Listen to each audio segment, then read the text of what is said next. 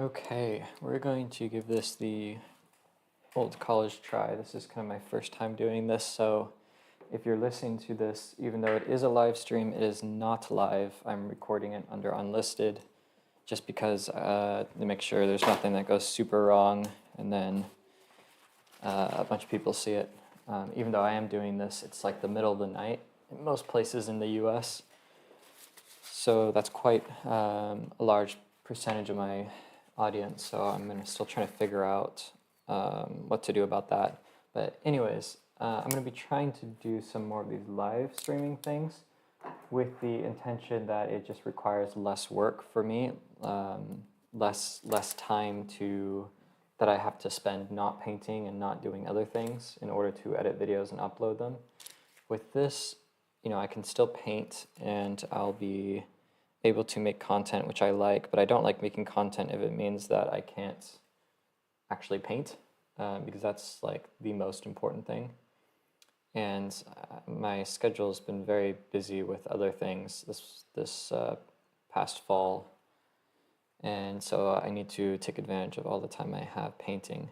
So for this kind of like dry run, this like test run, I'm just going to be going through a lot of the questions I've received on YouTube, which are mainly technical questions, and kind of go through those because I find it feels like a chore if I have to like type it out, but I want to respond to these people, like, to you all. And so the easiest way, like, it's much more enjoyable to actually be able to talk about it. It just feels more natural than to have to like write this thing and make sure it's all spelled correctly and all that stuff. So this just feels way more natural. And then we'll kind of see how this goes. I really like this as an idea. I think this would be a really cool like format to keep going through. But I don't know. We'll just see how it goes. This is very experimental. So I'm just kind of going through like the most recent and then like just working my way back. Some of these I might have responded to. A lot of them I haven't had the chance to respond to yet. So let's see. The first question I have is, does black oil darken? I bought some from a maker and noticed a darkening effect, but I also mixed in a copal varnish they make as well. This was 8 months after noticing my painting in the dark. Just nervous it will darken. I like to get my whites and colors as pure looking as possible, but I have to say I love the lead medium and lead white. But I'm not sure if you experienced noticing any darkening that you know of. So that's a good question. There's actually a lot of things going on when you're using black oil and like oil paints in general. So I guess like the first part of the question with like black oil, for those of you who don't know what it is, it's basically linseed oil, or it could be walnut oil. So some sort of painting oil, either linseed or walnut oil, that is cooked with a measured quantity of litharge, which is an oxidized lead. So it's like lead white, but lead white is it has two oxygen bonded to them. And but if you keep heating the lead white like in a furnace, you can get another oxygen to bond to it, and it turns into, what would it be, like PB, is that the symbol for lead, PB3? And that's called litharge, which is yellow, but it's very fugitive, so you wouldn't want to use that as like a pigment for painting. And if you keep heating that even more, it will bond another one and it will turn to minimum, which is like a red, also fugitive. You wouldn't want to use that in a painting. But you can use litharge, you can add a measured amount. I have the YouTube video that I think this comment came from, going into it in much more depth. But you can use a measured amount of this litharge. And if you cook it long enough, it will basically like embed itself into the lead. And it will increase the drying speed, and it will decrease the amount that the linseed oil sinks into the painting, and so it stays a bit more onto the surface, which is great because you can paint leaner, like with less oil, but it won't it won't sink in as if you were like painting very controlled amount of oil. It could have a tendency to turn kind of matte and kind of desaturate the color. So it's kind of solves a lot of problems that oil painters will have to face. But the process darkens the oil quite a bit, and so obviously if you mix that darkened oil into a transparent pigment like lead white is much more transparent than like titanium white, it will be slightly darker. Wait, like also you never want to use black oil in lead white because black oil has lead in it. Lead white is lead. It'll dry too fast and it will cause breaking, like brittleness. So that was a terrible example. That was exactly what you would not want to use black oil for. But even like titanium white, titanium white is such a slow dryer, if you want titanium white to dry a bit faster and you want to use a little bit of black oil, you will notice that it's not quite as vibrant maybe as it would be if you were not using black oil, but using like just linseed oil or walnut oil. But what you're basically doing is aging the oil without having to, artificially, without having to wait that long for it to age. Because even like the cleanest linseed oil is going to darken over time. But if you use black oil, it's already as dark as it's going to be. And so you can do the painting and kind of have it keyed, knowing that it's not going to change over time the same way that if you use like a bleached linseed oil, it's going to like really darken over the time. So it will, and like your paint itself will be a little darker, but you can compensate for that to a large degree. And so when you're painting, you just kind of make sure you paint it bright enough, but you don't have to worry about it darkening over time. So that's one thing. With the copal medium, I have never used copal. I know very little about it. It's quite brittle, if I remember correctly, so I don't think you would want to use it on any rigid surface. You would want to make sure you only use that on rigid surface. I don't really like copal. I feel like whatever kind of benefit it gives, there's other things that can give that benefit that's much more archival. I don't want to say anything on copal, just the fact that I don't use it. And so I guess that's kind of a risk you could take for yourself. But also, one thing that's pretty crazy is like if you make a ground, like prepare the linen or the surface with like a lead white ground and you leave it in the dark for like, a couple months, 6 months, a year, and you take it out, it will appear quite yellow. I had a friend recently who, made these lead primed canvases and kind of leaned them up against each other and was, not needing them for a while. And so it's like a year had passed and she took them back out and you could see like a clear line of like the white on the areas that were exposed to the light of just the ambient light of the room. And then the quite yellow, it looked like lead tin yellow, or even like it got a little bit of yellow ochre or something in it, the areas that were just like in complete darkness for a year. And that's just a weird phenomenon with lead, and it's not a permanent thing. So if you bring the paintings out back into the light, I'm not sure exactly how long it takes, but it will eventually, like, within a couple weeks at the most. I think within a couple days probably, but like for it to be 100% back to normal, maybe it would take a little bit longer. But it will kind of lighten itself. It's just this really weird thing that lead does. I don't know the science or the chemistry as to why that is. It just is.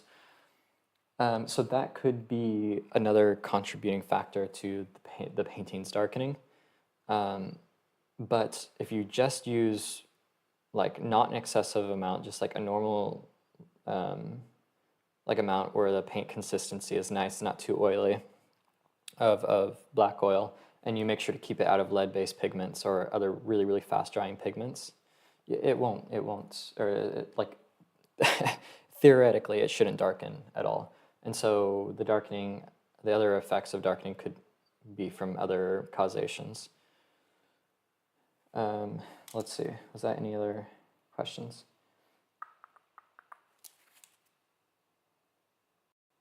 I think that kind of covered all those.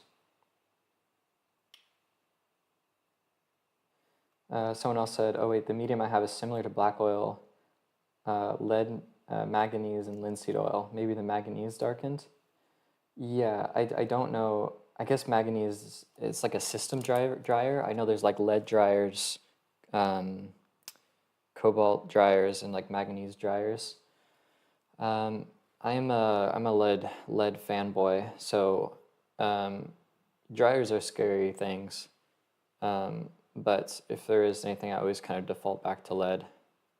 I guess yeah, like the most common response that's like slightly negative that I get from people that talk about lead is that it's just like really dangerous, and it is in certain forms. You just have to know when it's dangerous. So like cobalt dryers are extremely toxic. Like a lot of this stuff is very toxic.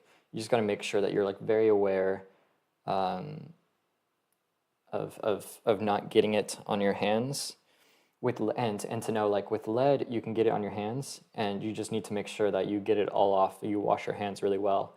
But the lead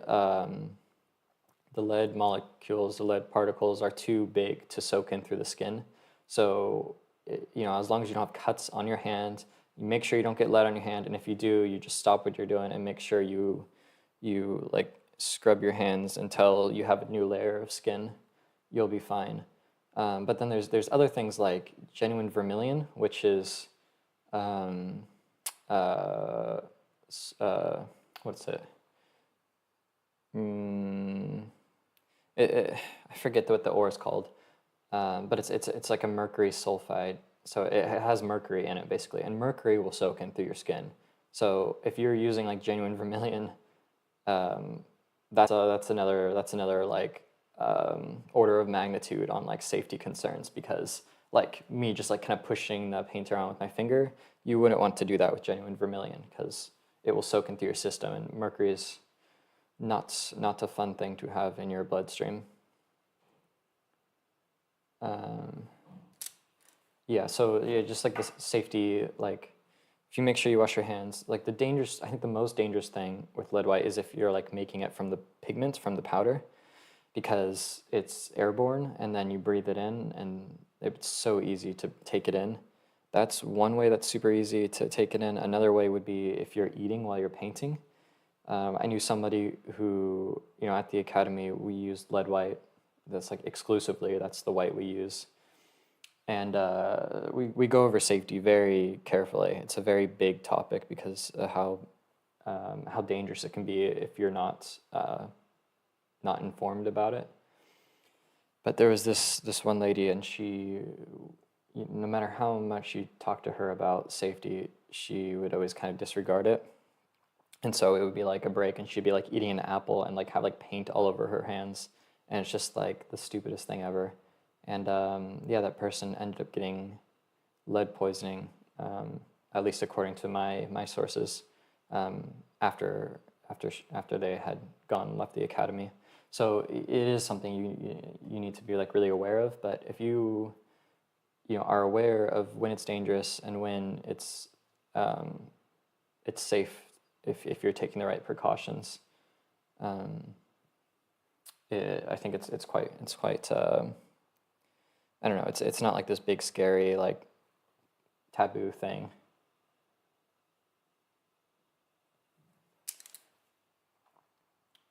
Let's see. Hi Samuel, that was super helpful. Could you please explain what you do with the loose linen when you get home? Do you glue them flat to the panel or stretch them on stretcher bars? Or are they just for research and you don't prepare them for framing? So this question is a response to when I go plein air painting, especially like if I'm going like overseas, like to Europe, and I'm doing a bunch of painting. If I bring 50 wood panels, that's a lot of my allocated 23 kilograms or 50 pounds that I have to take. And even like going around painting, like to carry a bunch of panels in your backpack, like it's just not practical at all. So my solution to that was to paint on loose linen, so just like linen that's unstretched, and then using magnets and a metal board, have them on the magnetic board while I'm painting them, and then I can have 100 paintings that's like 2 inches thick or like 3 or 4 centimeters thick, and that's it. I guess it'd be like 5 centimeters thick. And so when I go back to the US, or when I get to where I'm like the final destination for these paintings, I use like it's basically just like an Elmer's glue. It's like a PVC glue. The only thing is that it needs to be like archival. It needs to say archival, like a pH neutral, just something that won't like kind of eat away, like corrode the painting over, or the canvas over a long period of time. It's just super simple. I was worried I was going to get bubbles and stuff on it, but I used like a really high quality linen, and I had no issues whatsoever with just being able to apply the glue on the back of the linen, apply the glue onto the wood panels that were the exact size, and then just like press them with heavy books. I don't have any special equipment for adhering them. I know there are stuff like that out there, like presses and stuff, but I just use heavy books. And I was actually like a bit shocked at how easy it was. Yeah, so that was one of those few times where there wasn't any like unexpected hurdles that tends to pop up when I try to do something that I think is like, this revolutionary idea that is just absolutely perfect. So I love working like that, just because the balance is like the ease of transportation and the high quality, still preserving like the high quality professional look. And so after I have them adhered to the wood panels, which I have a video about that as well, but I make sure I shellac the wood panels just so they're like water resistant, moisture resistant, because that's like the biggest weakness with wood. But if you shellac them, then they're water resistant. But I find that to be quite successful way of presenting the paintings. Then I can frame them and do whatever I want with them, or just kind of sell them in there and let other people, let the people who buy them frame them. So there's lots of options with that.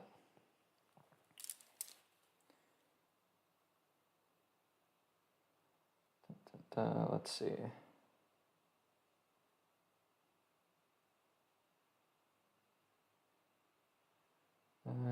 Let's see, a lot of good comments, but I'm looking for questions.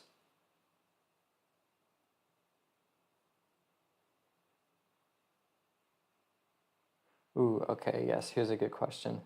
So you use black oil to make paint, or in mediums, or both? I saw a series of photos of a guy using black oil as a glazed medium on a painting in the Maxfield Parish style. Pretty impressive. Next week I'm going to try glazing with Rublev black oil. Yeah, that, like glazing in general. So it's kind of ironic, but like the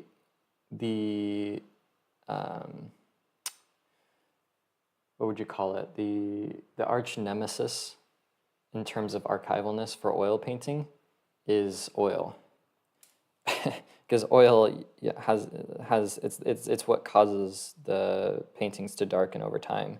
So the secret, the mastery to oil painting is how to most economically use the oil to achieve the effects you want, but then to also not have your painting darken away into oblivion.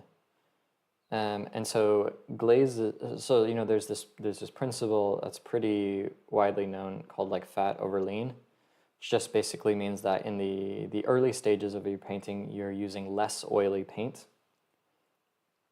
And then in the later stages, you're slowly getting more and more fat or oily on top of that.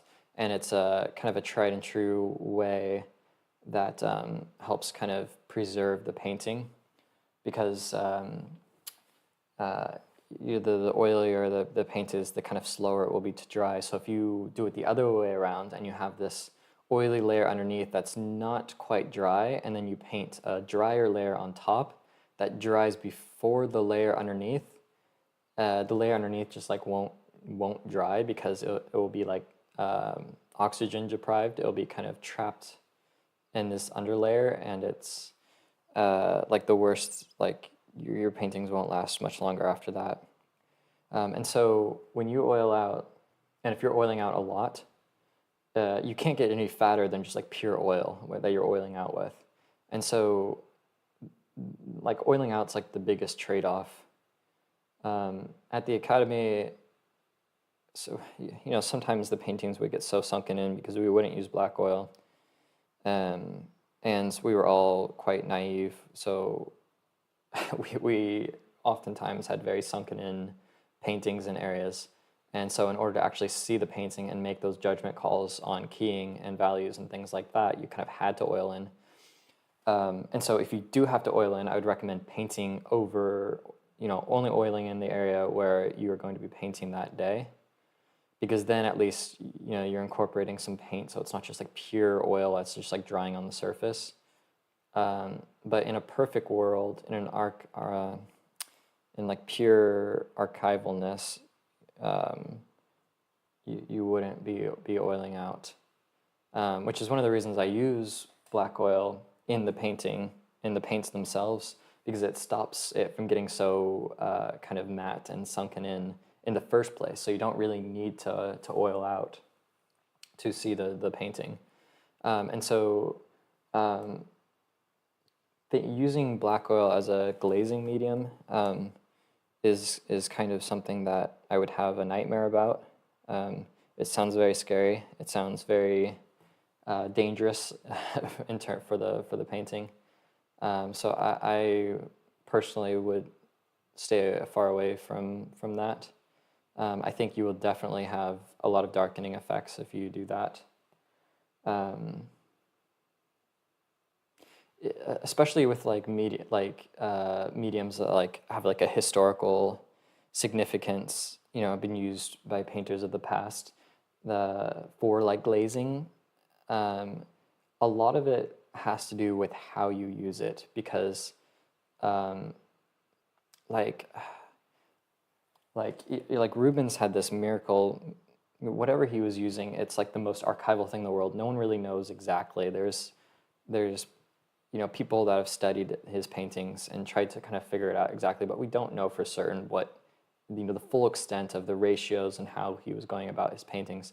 But whatever he did, it looks just as vibrant, his paintings do now, as if they were like just painted, which is very different than like Joshua Reynolds.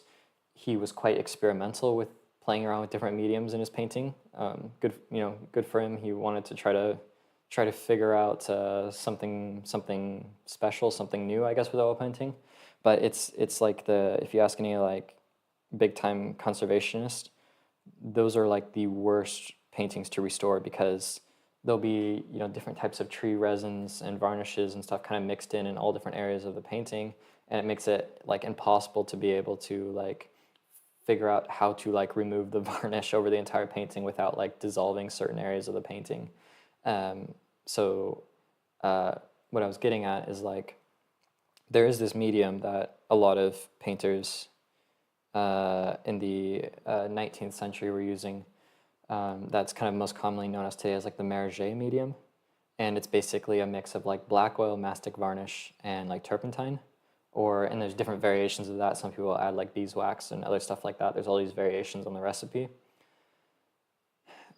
which as far as I know can actually, if you use it right, it can increase the longevity of your painting by quite a lot.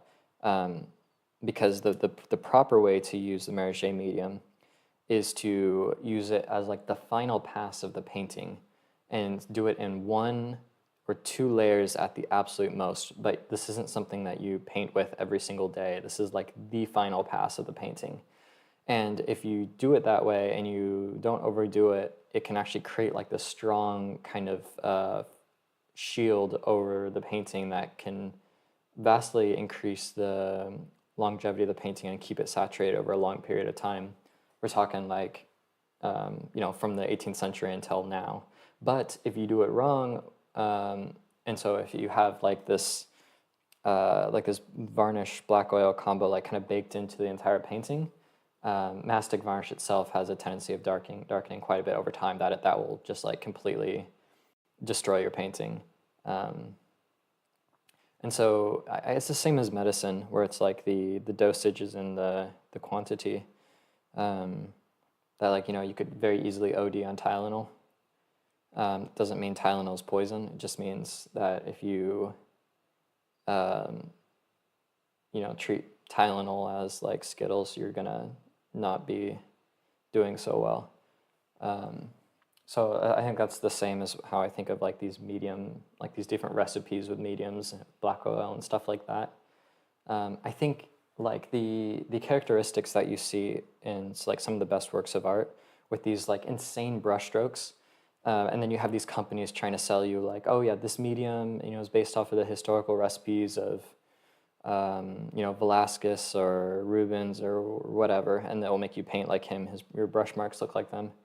I think in reality, these painters were using this medium very sparingly, and a lot of the characteristics that you see in their painting is in the pigments themselves. You know, they were molding the pigments themselves, and so there was this innate irregularity and characteristics that kind of each pigment had that, you know, before they were all like kind of mass produced and with fillers and stabilizers and things, so that like every pigment behaves the exact same way. Every pigment, if like, I make probably half my own pigments. I make like the lead white, yellow ochre, like a ochre red or English red, and black and castle earth.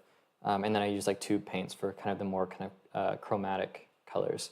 But if you make your own paints, you'll notice that like an ivory black or a yellow ochre has very different characteristics than a tube paint. Just because, you know, every particle is not the same. It doesn't have like stabilizers in it. They all kind of have their own personality, every color. And I think that's how these artists were able to get these really naturalistic, elegant, diverse, interesting marks on the painting, because they were starting from first principle ground up. They were using pigments that, if you looked at them in a microscope, would be interesting as well. So every single aspect of these paintings from the ground up had elements of nature, of the randomness and the uniqueness.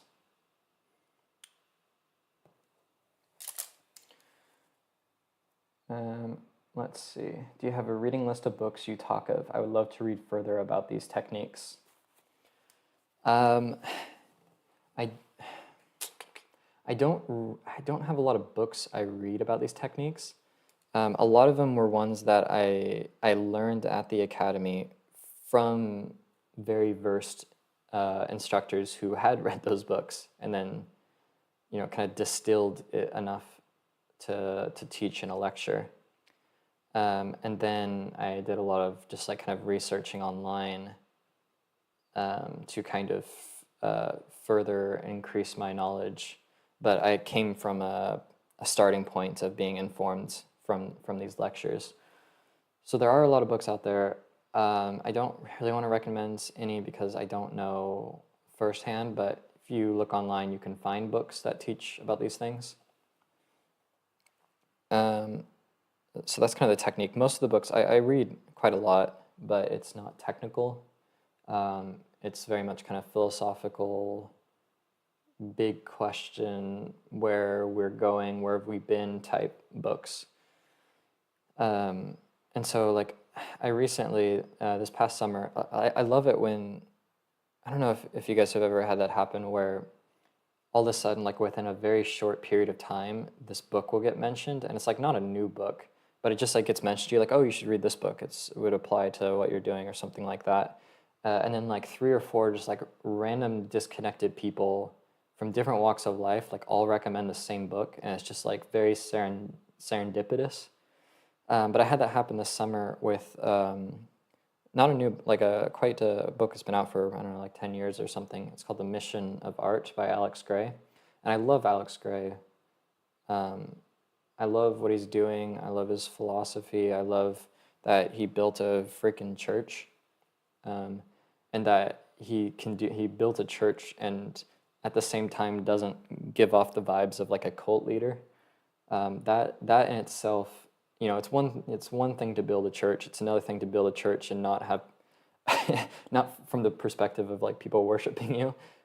So I have a lot of respect from him. I don't know, maybe I just don't know it well enough, but um, I think it's pretty crazy to have this aesthetic, but then also to create it, to have it exist in the physical world. I think that's where things are headed. I think there's going to be, with like the technological advancement, with AI development, there's going to be much more of that crossover where people who were normally trapped with only being able to explore ideas aesthetically all of a sudden are going to be, producing the aesthetics, but having systems be able to create blueprints for a building or create a video game of your work that people can interact with in different ways.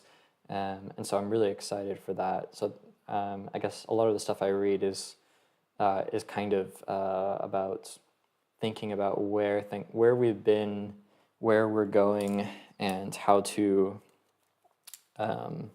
best adapt to that. Because I think like the biggest things I've had to deal with my own like experience, like growing up, and like having being very like growing up, I had a very negative perspective of the future, and it came from I guess not being open-minded, not thinking that there was much worth finding, or just not I don't know, just being too close-minded, not thinking there was much out there worth exploring. And I could not be more different-minded now than I was then. And so I think like being open-minded is like the best attribute you could have in today's society, because to be able to adapt with how fast things are changing, that's going to be the difference between everything. At least that's where I have all the eggs in that basket. So I think like reading and challenging your ideas is unbelievably important. I've currently been spending pretty much full time learning Italian. Still been doing a lot of painting, but especially since there's hardly any daylight now, and it like gets dark at 4:30. Basically, when the sun's up, I'm learning Italian. It's the weekend now, so I'm able to paint while there's still light out, but I normally have to paint entirely from artificial light. But it's quite illuminating to get so in depth with the new language, because I've heard people say it's like, in order to like speak a different language, you have to be able to like think in that language. That's a different way of thinking. And that was something I never really like internalized until you actually start learning the language at a very deep level. And it's quite, I don't know, it's quite an exciting thing to think of learning a language as a different way of thinking, because it really is that. And to be able to have multiple ways of thinking and structuring your thoughts, it really feels like it shows me both like the ability that language has, how insanely exciting it is that, I don't know, we even have language, that we're able to have these really advanced abstract conversations. But it also makes me feel like we can only think and articulate the things that we have words for, and I think there's just so much out there that I think like the things we can talk about with words are maybe the basis, the the most the most like base of the things out there that we can talk about. And I think there's these much higher, I guess, like from an alchemicals perspective, language is kind of only focused on the lead, the heaviest, the crudest metal. But I think there's all these layers higher that I'm hoping in the near future we could be able to kind of tap into. Anyways, that's a large digression from what books I recommend. Let's see what else we got.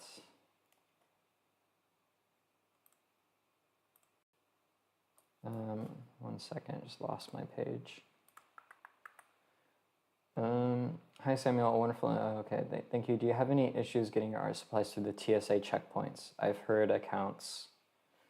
I have not, both international and domestic. I just check everything in, and I print out a little tab you can find online that just says like, you know, these aren't oil paints, they're pigments suspended in vegetable oil, blah blah blah blah blah, and they meet all your standards with the flash point and flammability and all that stuff. And I haven't had any issues. But yeah, I can't speak for everyone. That's just my own. I haven't had any issues with that.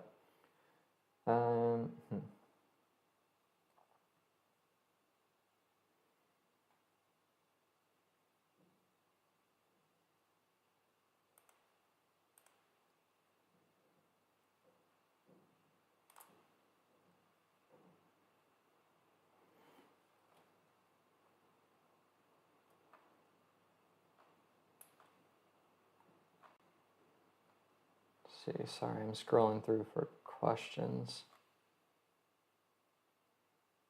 I don't really want to get into the lead white process. I have a very in-depth video about lead white. That's a whole nother can of worms.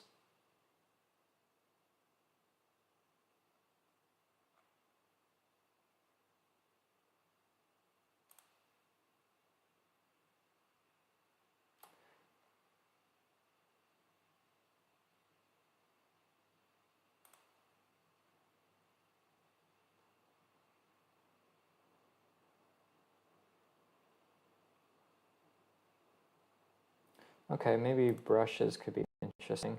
Yeah, I use all sorts of different brushes. It's kind of the same as like, or I have a similar thought about brushes as with like making my own pigments or paint from pigments. Is that like, you know, if it's not mass produced, the actual particles are quite irregular, and it gives this more kind of natural unpredictableness with brush marks. And just like with anything in general, that's very unprocessed and natural. I think having a wide range of different sizes, shapes, and material like types or hairs of brushes can only like help you. I've seen like people who have done like a portrait, and it's like so obvious. Like you use like size 8 filbert hog hair brush, and it's just like every mark kind of feels like that, and it feels very like graphic, almost like a video game or something. Like it has like a pixelness to it, which is like aesthetically I think so off-putting. And so like I have a mix of all different sizes, shapes of synthetic natural brushes, all different brands. A lot of them are ones I've just like had given to me or acquired from like the director of the school had like a garage sale, and I was able to buy a bunch of brushes from him, and all different types of ones. I think it's nice to have like a couple that like, I don't know, like some people I know like don't clean them very well. I just like to have things clean. I like to try to keep the brushes, like preserve them as long as possible. Especially with the synthetics, because they're so easy to get splayed, and then it's very hard to get them back into a good shape. But yeah, I guess like the only thing I could suggest with brushes is you can never have too many, and you can you don't want to don't do an entire painting with one brush, one size, because it will show for sure. Yeah.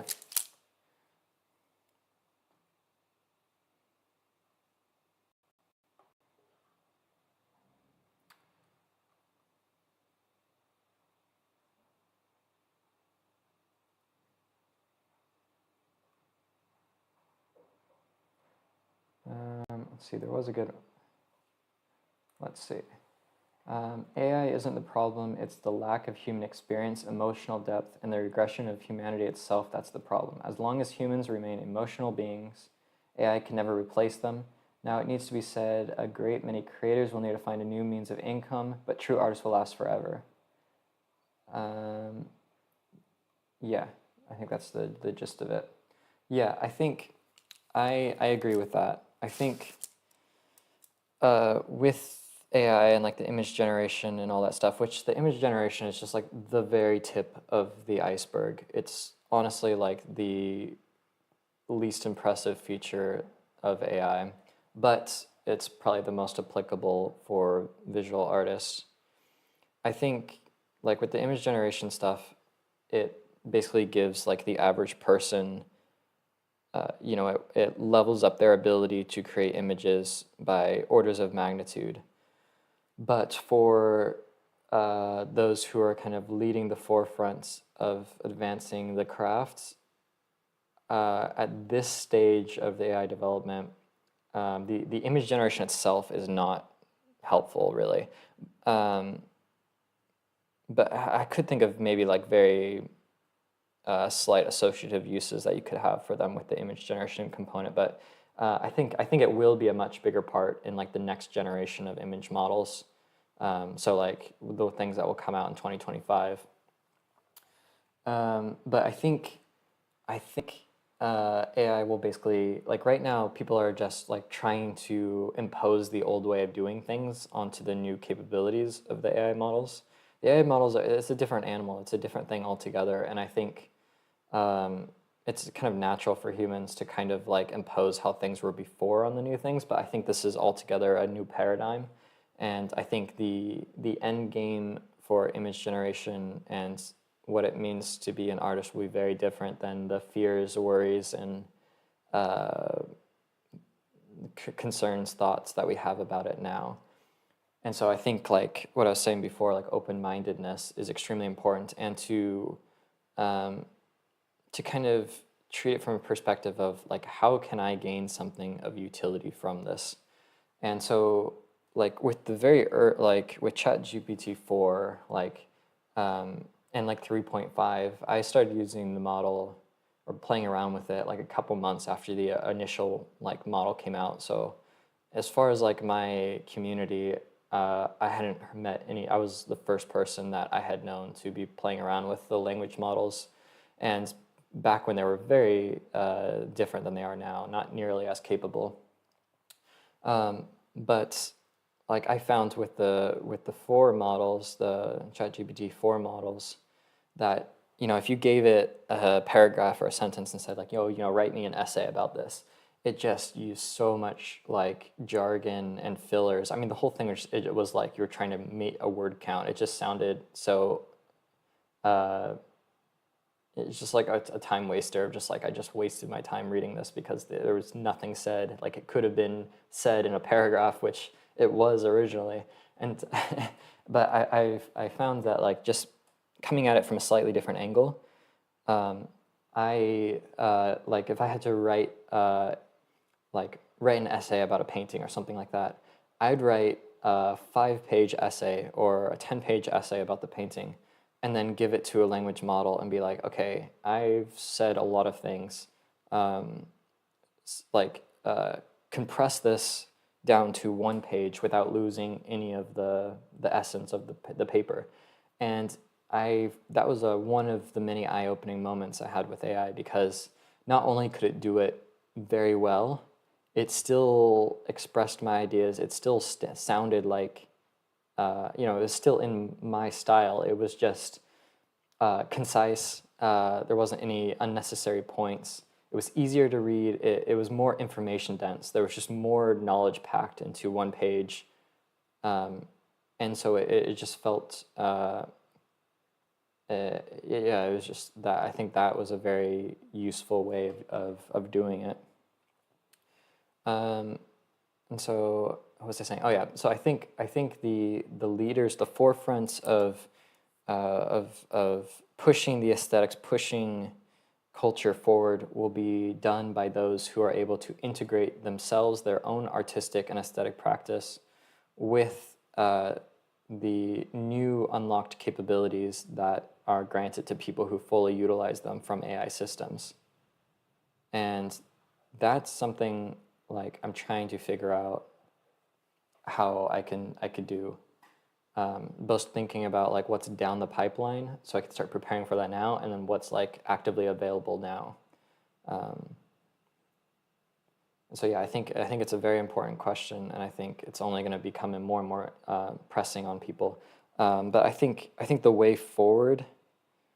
I don't think we can go backwards. I think we got to go forward. Like there's just too much at stake um, with all the possibilities that seem possible that could be achieved with AI in terms of like synthetic biology, medicine, longevity, material science, like all these breakthroughs. It feels very egotistical to just say like, I don't like these models making images. I make images. We should not. We should totally disregard AI. But I think there's a very strong unknown element to it that is scary for people who are not particularly open-minded.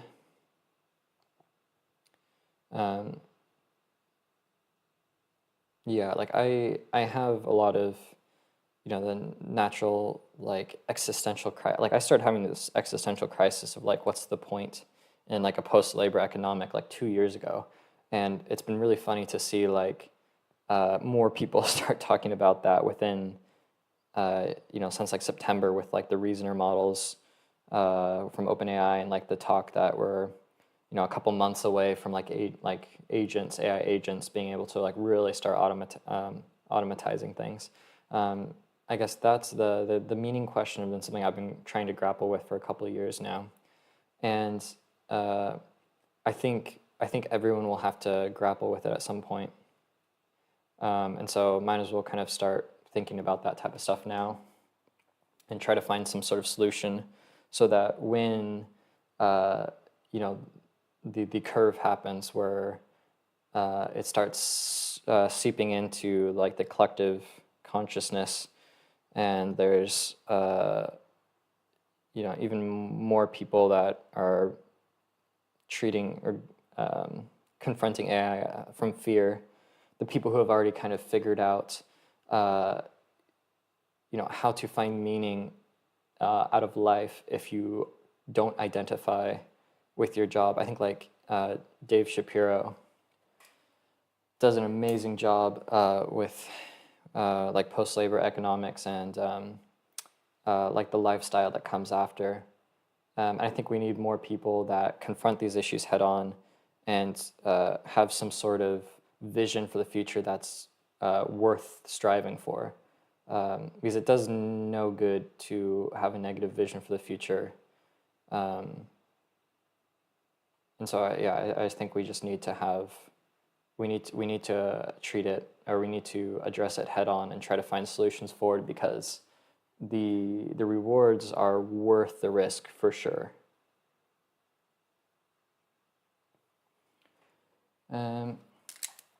Okay, I think that's all the questions we'll go through today. Yeah, I think the format of this will keep changing. We'll see how it goes. But yeah, this was just kind of a test run. If you have any feedback, questions would be great. Just anything you want to put out there, I'll see it and I'll take it into consideration. And yeah, I'm gonna keep hammering out this thing. Maybe it'd be cool to kind of talk about the kind of symbolism and some of these ideas I've been thinking about. But I guess this was just kind of more of a Q&A, and like the most popular videos I've done are very material, technical based. And so it kind of makes sense those are where a lot of the questions are. I like doing the technical stuff, but it's not my passion. It's just something that I like to do, and so I just have a camera when I'm doing it. And then it works good for video, and it's helpful to other people and things like that. But uh, what occupies like 99% of my time, or my mental energy, is thinking about um, much deeper things. And it'd be cool to kind of have an audience to kind of have this back and forth dialogue with about them.